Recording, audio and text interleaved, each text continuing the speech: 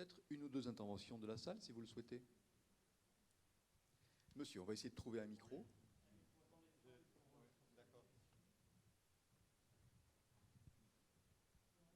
Un micro, ou on va en vampiriser un sur la tribune pour l'instant. N'hésitez pas à vous présenter. Oui, Jörg Jacobs, je suis élu dans un petit territoire à cheval entre la Lozère et le Gard, où on mène un agenda 21 et où on est retenu aussi dans le cadre du dispositif TEPCV. Le ministre a dit dans ce message tout à l'heure qu'elle compte sur nous. Je crois qu'elle a raison, parce qu'on est là comme groupe qui est peut-être dans certains domaines en avance, mais de toute façon de grande volonté. Le dispositif TPCV est bien parce que ça donne le coup d'accélérateur, ça c'est dit. Ce qu'on a constaté aussi dans la restitution des ateliers, c'est qu'il y a une forte demande d'aller plus loin que financer ce qui est déjà prévu, ce qui est déjà connu. Qu'il y a une forte demande de financer surtout l'animation, l'expérimentation, la recherche. Et je fais appel aux élus national pour transmettre ce message au ministre qu'on a besoin, qu'on élargit les possibilités de venir, qu'on ne va pas soutenir que ce qui est déjà prévu, ce qui est bien. Et je ne suis absolument pas contre, à part les 20%, mais quand même, il faut qu'on s'engage aussi financièrement. Là, je suis d'accord aussi. Mais il faut aller plus loin. Il faut donc élargir les possibilités d'aide, et je demande qu'est-ce qu'on peut faire pour avoir plus de moyens pour l'animation, pour l'expérimentation, pour avoir un droit à faire des erreurs. Et là, je ne sais pas quelle solution vous pouvez proposer, soit peut-être des élus nationaux peuvent proposer aussi des choses. Bon. Merci.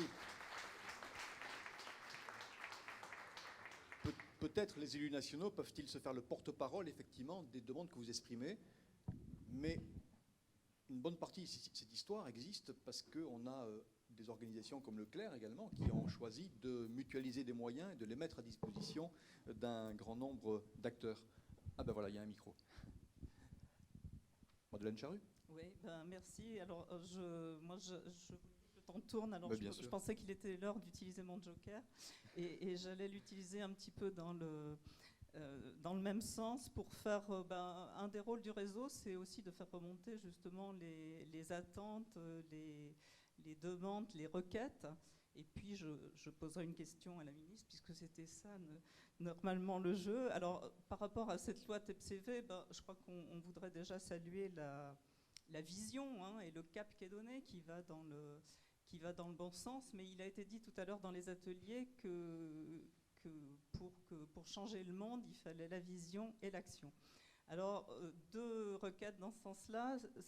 J'appuie fortement celle qu'a dit monsieur. On a vu qu'il fallait de l'ingénierie sur les territoires, de l'animation pour mobiliser les citoyens, de l'ingénierie pour aller à tous les guichets, parce que même s'ils sont uniques, il y a quand même le banquier, il y a des programmes européens, il y a des programmes... Voilà, donc il faut du monde pour aller mobiliser les ressources, et puis surtout pour porter les projets, pour les faire naître, pour les accompagner. Et il y a une vraie requête des territoires de dire il faut pouvoir financer cette ingénierie, y compris dans le cadre de l'enveloppe TEPCV, et visiblement il y a des consignes et contre-consignes un peu différentes suivant les régions, suivant les DREAL. Donc si on pouvait avoir d'abord des consignes claires et une uniformisation, et puis surtout la possibilité, parce qu'il n'y aura pas de projet s'il n'y a pas d'ingénierie, enfin s'il n'y a pas de gens sur les territoires. Donc ça, je crois que c'est très très important. Après, effectivement, vous avez parlé des décrets. On attend que ces décrets, en particulier sur le bâtiment, sur la lutte contre la précarité énergétique, arrivent le plus vite possible. Et puis, peut-être le point principal de ce qui a remonté des territoires, c'est les modalités de soutien aux énergies renouvelables électriques qui sont à définir, à renforcer, si on veut que les filières se développent et que les projets puissent se développer à nouveau. Et j'allais dire, avant d'élargir au plus grand nombre, il faut déjà consolider ce qui existe, mais ce n'est pas avant, c'est en même temps qu'on élargit, il faut consolider ce qui existe.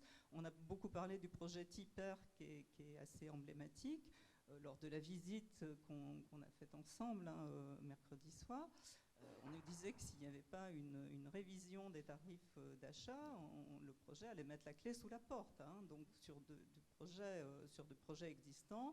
Et aujourd'hui, il y a un grand nombre de projets qui sont en stand-by et dans l'attente de tarifs ou de modalités de soutien, mais qui soient compréhensibles, accessibles et surtout pérennes, parce qu'il faut pouvoir s'inscrire dans la durée pour développer les choses. Alors il y a beaucoup d'autres quêtes, mais on fera peut-être un courrier. Je vais m'en tenir là pour celle-là. Et puis une petite question un peu impertinente. Pourquoi, Madame la Ministre, dans une ambition d'excellence,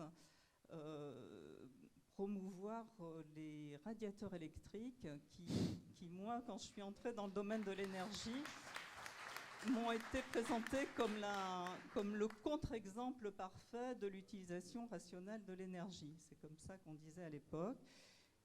Voilà, je m'en tiendrai à ma question. Merci.